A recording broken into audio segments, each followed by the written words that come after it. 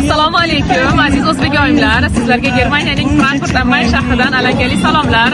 Bizda hozir bugungi ulug' ayyom Hayit bayrami nishonlanmoqda. Germaniyaning turli chekkalaridan kelgan vatandoshlarimiz bilan birgalikda Hayit bayramini o'tkazmoqdamiz.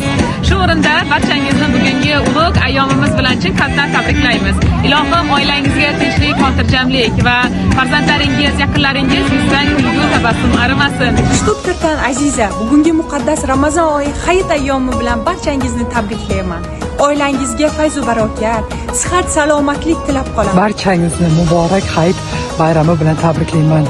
Mana shu muqaddas bayram oilangizga go'zallik, tinchlik, totuvlik, sihat, salomatlik, xush va barakat olib kelsin. Katta salom bilan Arktikadan Dilshoda. Sizlarni O'zbegoyim Community ayol va qizlar jamoasi nomidan bugungi ulug' Hayit ayyomi bilan chin qalbimdan tabriklayman.